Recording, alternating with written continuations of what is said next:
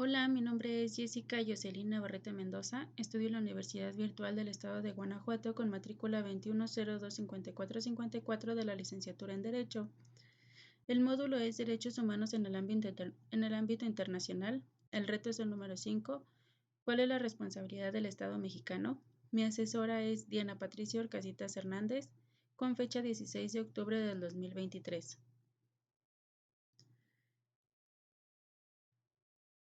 En este reto nos pide analizar dos casos y contestar una interrogante que a continuación expongo. El primer caso dice así: Ana se encontraba pacíficamente repartiendo panfletos a las personas que se manifestaban en la plaza de armas de su ciudad. El contenido de los panfletos versaba sobre citas bíblicas. Al enterarse de lo que hacía Ana, un policía decidió arrebatarle los panfletos y detenerla, argumentando que no era lugar para repartir ese tipo de información, pues alteraba el orden. Ana permaneció encerrada e incomunicada dentro de una patrulla durante 3 horas hasta que la manifestación concluyó.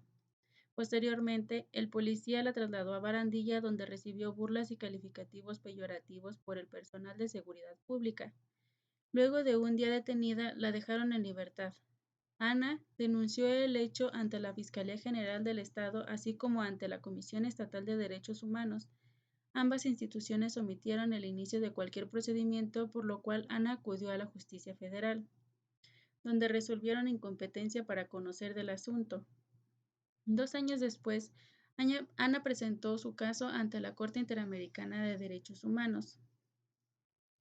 ¿Consideras que existe responsabilidad por parte del Estado mexicano? Argumenta y fundamenta tu respuesta.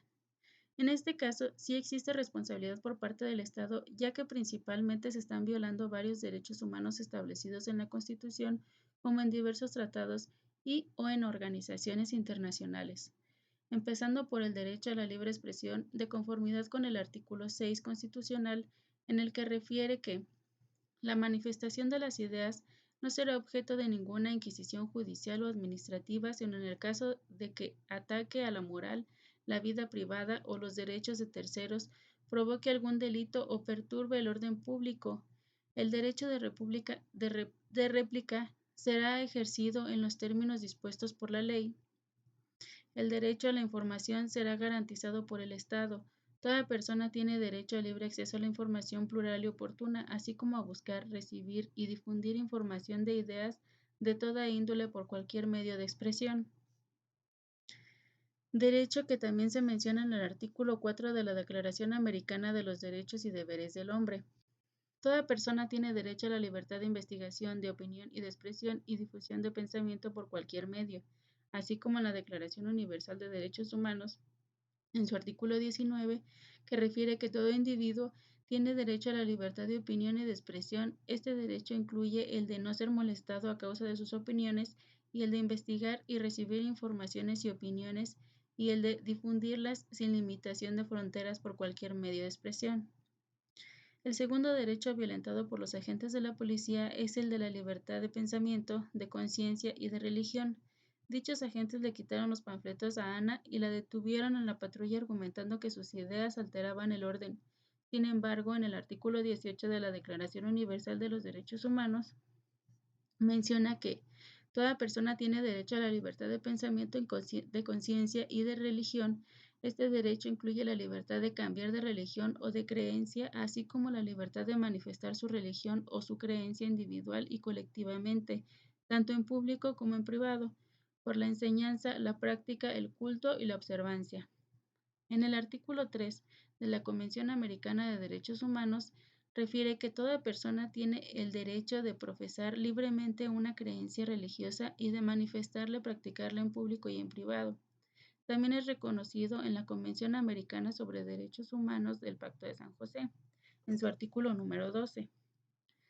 Ana no se encontraba alterando el orden público, simplemente estaba repartiendo los panfletos, por lo que no incurría en ningún delito, así que es claro que se violentaron los derechos humanos antes mencionados, deteniéndola arbitrariamente y violentando también los siguientes derechos: derecho a la libertad personal y a la seguridad de su persona.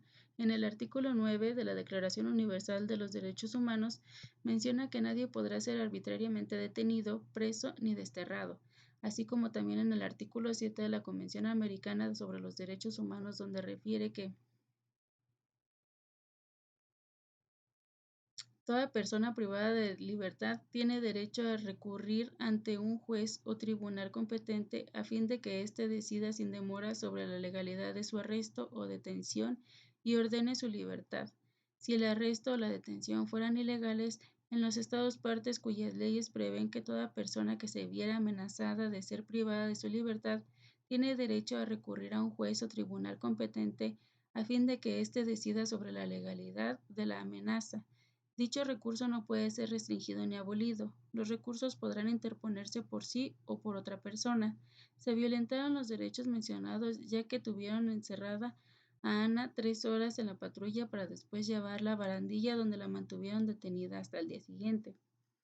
No conformes con haber pisoteado ya varios derechos humanos en perjuicio de Ana, al ingresar la barandilla recibió burlas y calificativos peyorativos por el personal de seguridad pública, violentando el derecho a la integridad personal de Ana reconocido en el artículo 5 de la Convención Americana sobre Derechos Humanos, donde refiere que nadie debe ser sometido a torturas ni a penas o tratos crueles, inhumanos o degradantes. Toda persona privada de libertad será tratada con el respeto debido a la dignidad inherente del ser humano.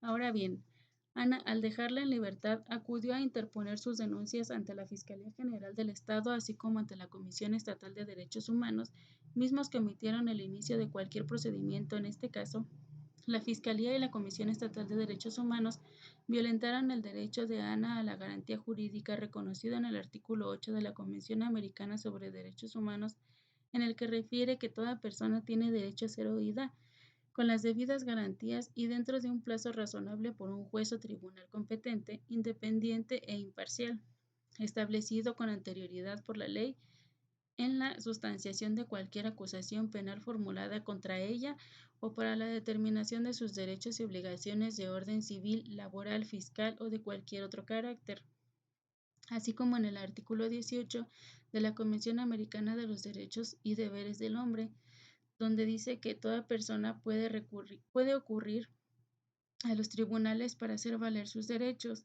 Asimismo, debe disponer de un procedimiento sencillo y breve por el cual la justicia lo ampare contra actos de autoridad que violen en perjuicio suyo alguno de los derechos fundamentales consagrados constitucionalmente. En el artículo 8 de la Declaración Universal de los Derechos Humanos refiere que toda persona tiene derecho a un recurso efectivo ante los tribunales nacionales competentes que la ampare contra actos que violen sus derechos fundamentales reconocidos en la Constitución o por la ley. Y finalmente en el artículo 1 constitucional, donde refiere que todas las autoridades en el ámbito de sus competencias tienen la obligación de promover, respetar, proteger y garantizar los derechos humanos de conformidad con los principios de universalidad, interdependencia, indivisibilidad y progresividad. En consecuencia, el Estado deberá prevenir, investigar, sancionar y reparar las violaciones de los derechos humanos en los términos que establezca la ley. Con motivo de dichas omisiones por las autoridades antes mencionadas, Ana decide acudir a la justicia federal y ésta se declara incompetente para conocer del caso, por lo que 2 años después decide llevar su caso a la Corte Interamericana de Derechos Humanos y, como sabemos, su función es promover la observancia y la defensa de los derechos humanos y servir como órgano consultivo de la OEA. Y para ello recibe, analiza e investiga peticiones individuales en las que se aleguen violaciones a derechos humanos. El caso número 2 dice así.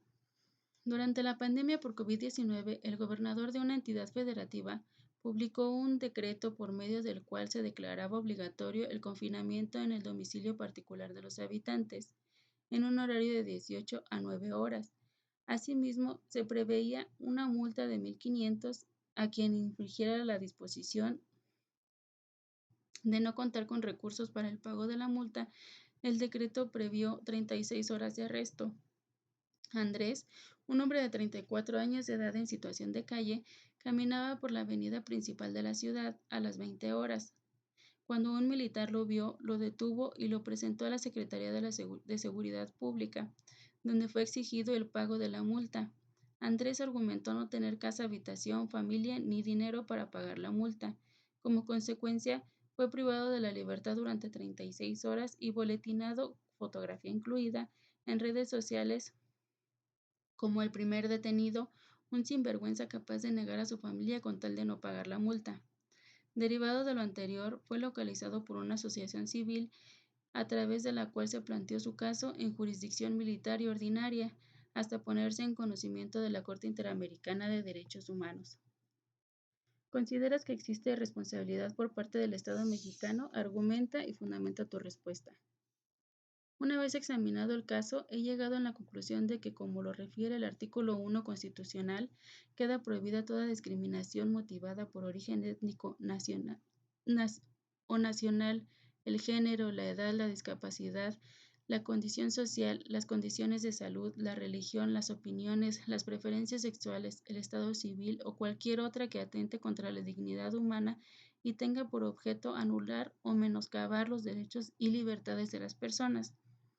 El señor Manuel fue víctima de discriminación por parte del militar. Sin embargo, como lo menciona en el artículo 1 de la Declaración Universal de los Derechos Humanos, todos los seres humanos nacen libres e iguales en dignidad y derechos, y dotados como están de razón y conciencia, deben comportarse fraternalmente los unos con los otros.